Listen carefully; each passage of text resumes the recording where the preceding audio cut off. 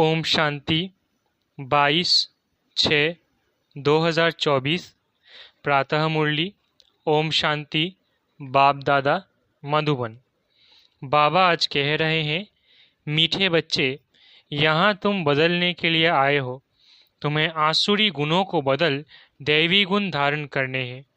ये देवता बनने की पढ़ाई है। मीठे बच्चे, यहाँ तुम बदलने के लिए आए हो। तुम्हें आसुरी गुणों को बदल दैवी गुण धारण करने हैं। ये देवता बनने की पढ़ाई है। प्रश्न: तुम बच्चे कौन सी पढ़ाई बाप से ही पढ़ते हो? दूसरा कोई पढ़ा नहीं सकता। उत्तर: मनुष्य से देवता बनने की पढ़ाई, अपवित्र से पवित्र बनकर नई दुनिया में जाने की पढ़ाई एक बाप के सिवाय और कोई भी पढ़ा नहीं सकता। बाप ही सहज ज्ञान और राजयोग की पढ़ाई द्वारा पवित्र प्रवृत्ति मार्ग स्थापन करते हैं। ओम शांति। बाप बैठ बच्चों को समझाते हैं, वास्तव में दोनों ही बाप है, एक हद का, दूसरा बेहद का। वो बाप भी है तो ये बाप भी है। बेहद का बाप आकर पढ़ाते हैं। बच्चे जानते हैं हम नई दुनिया सत्युग के लिए पढ़ रहे हैं। ऐसी पढ़ाई कहाँ मिल नहीं सकती। तुम बच्चों ने सत्संग तो बहुत किए हैं। तुम भक्त थे ना, जरूर गुरु किए हुए हैं, शास्त्र अध्ययन किए हुए हैं, परंतु अभी बाप ने आकर जगाया है। बाप कहते हैं अभी यह पुरानी दुनिया बदलनी है। अभी मैं तुमको नई दुनिया के लिए पढ़ाता हूँ, तुम्हारा टीचर हूँ। कोई भी गुरु के लिए टीचर नहीं कहेंगे। स्कूल में टीचर पढ़ाते हैं जिससे ऊंच पद पाते हैं, परंतु वो पढ़ाते हैं यहाँ के लिए। अभी तुम जानते हो हम जो पढ़ाई पढ़ते हैं वो है नई दुनिया के लिए। गोल्डन एजेड वर्ल्ड कहा जाता है। यह तो जानते हो कि इस समय आसुरी गुणों को बदल दैवी गुण धारण करने हैं। यहाँ तुम बदलने के लिए आए हो। कैरेक्टर की महिमा की जाती है। देवताओं के आगे जाकर कहते हैं आप ऐसे हो, हम ऐसे हैं। तुमको अभी हम एम ऑब्जेक्ट मिली है। भविष्य के लिए बाप नई दुनिया भी स्थापन करते हैं और तुमको पढ़ाते भी हैं। वहाँ तो विकार की बात होती नहीं। तुम रावण पर जीत पाते हो। रावण राज्य में है ही सब विकारी, यथा राजा रानी तथा प्रजा। अभी तो है पंचायती राज्य। उनके पहले राजा रानी का राज्य था, परंतु वह भी पतित थे। उन पतित राजाओं के पास मंदिर भी होते हैं। निर्विकारी देवताओं की पूजा करते थे। जानते हैं वो देवता पास्ट होकर गए हैं, अभी उनका राज्य है नहीं। बाप आत्माओं को पावन बनाते हैं और याद भी दिलाते हैं कि तुम देवता शरीर वाले थे। तुम्हारी आत्मा और शरीर दोनों पवित्र थे। अब फिर से बाप आकर पतित से पावन बनाते हैं। इसलिए ही तुम यहाँ आए हो। बाबा ऑर्डिनेंस निकालते हैं, बच्चे काम महाशत्रु है। यह तुमको आदि मध्य अंत दुख देते हैं। अभी तुमको गृहस्थ व्यवहार में रहते हुए पावन बनना है। ऐसे नहीं देवी देवता आपस में प्यार नहीं करते होंगे, परंतु वहाँ विकारी दृष्टि नहीं रहती, निर्विकारी होकर रहते हैं। बाप भी कहते हैं गृहस्थ व्यवहार में रहते कमल फूल समान रहो। अपना भविष्य ऐसा बनाना है जैसे तुम पवित्र चूड़ी थे। हर एक आत्मा भिन्न नाम रूप लेकर पार्ट बजाती आई है। अभी तुम्हारा यह है अंतिम पार्ट। पवित्रता के लिए बहुत मूंझते हैं कि क्या करें, कैसे कंपेनियन होकर रहे। कंपेनियन होकर रहने का अर्थ क्या है? विलायत में जब बूढ़े होते हैं तो फिर कंपेनियन रखने के लिए शादी कर लेते हैं, संभाल के लिए। ऐसे बहुत है जो ब्रह्मचारी हो रहना पसंद करते हैं। सन्यासियों की तो बात अलग है। गृहस्थ में रहने वाले भी बहुत होते हैं जो शादी करना पसंद नहीं करते। शादी करना, फिर बाल बच्चे आदि संभालना, ऐसी जाल फैलाए ही क्यों जो खुद ही फंस पड़े। ऐसे बहुत यहाँ भी आते हैं। 40 साल हो गए ब्रह्मचारी रहते, इसके बाद क्या शादी करेंगे।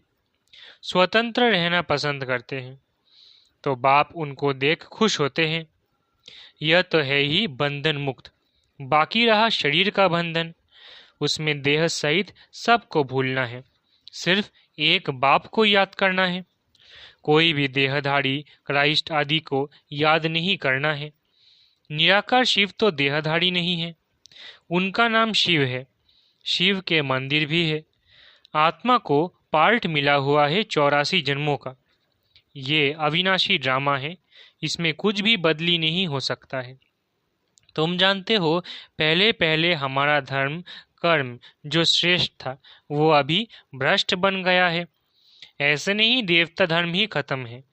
गाती भी है, देवताएं सर्वगुण संपन्न थे, लक्ष्मी नारायण दोनों पवित्र थे।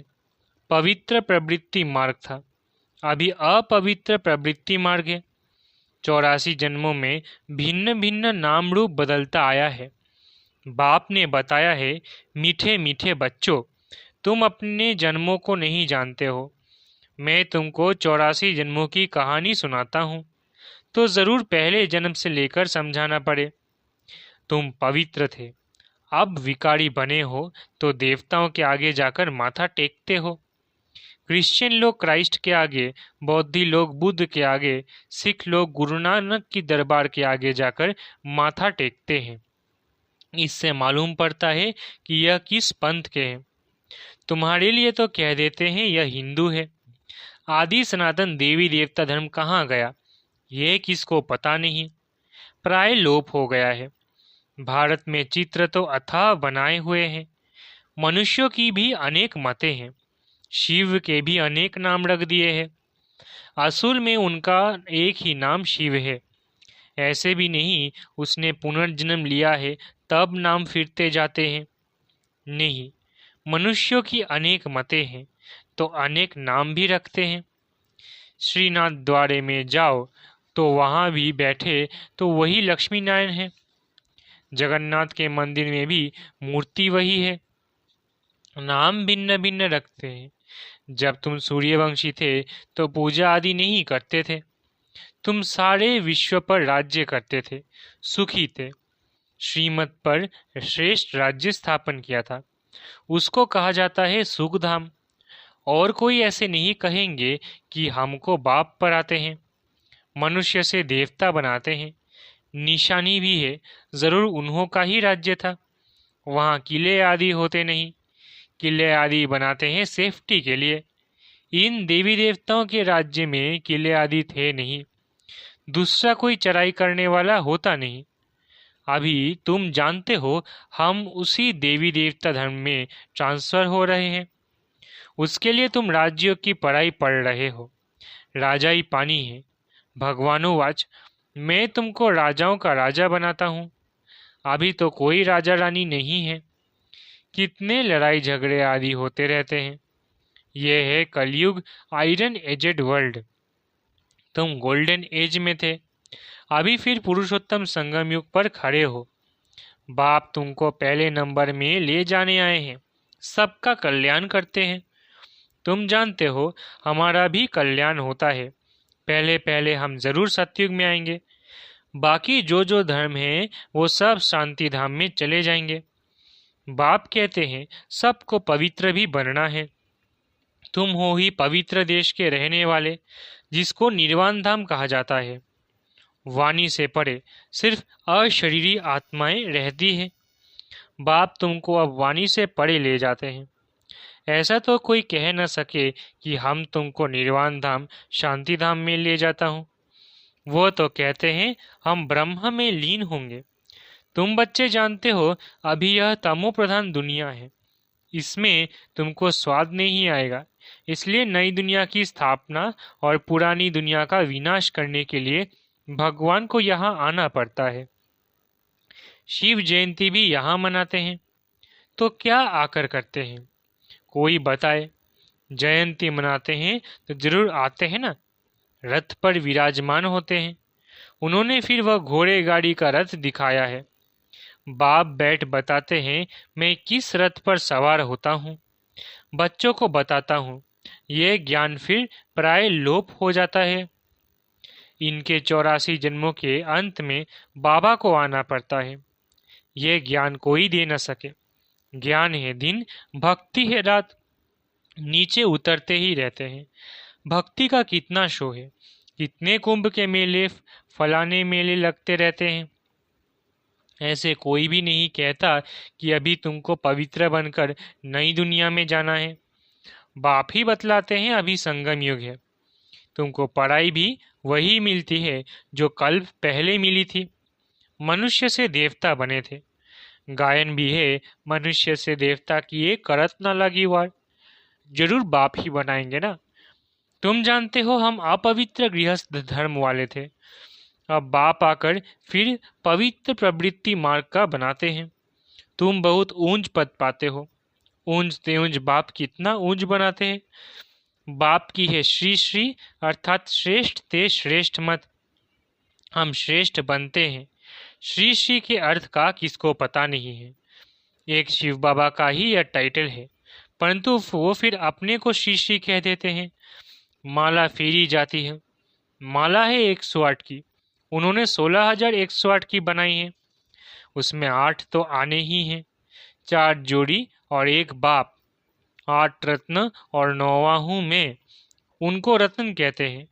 उनको ऐसा बनाने वाला बाप है। जैसे बाप द्वारा पारस बुद्धि बनते हो।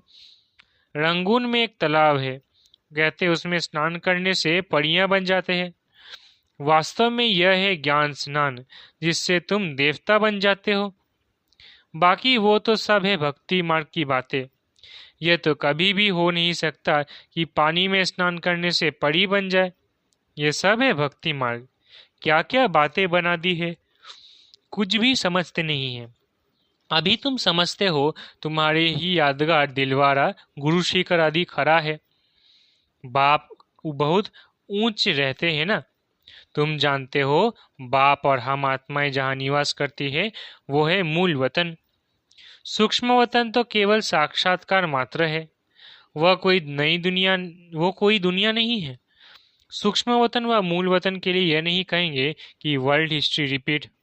वर्ल्ड तो एक ही है। इस वर्ल्ड की हिस्ट्री रिपीट कहा जाता है। मनुष्य कहते हैं वर्ल्ड में पीस हो। यह नहीं जानते कि आत्मा का स्वधर्म ही शांत है। बाकी जंगल में थोड़ी ही शांति मिल सकती है।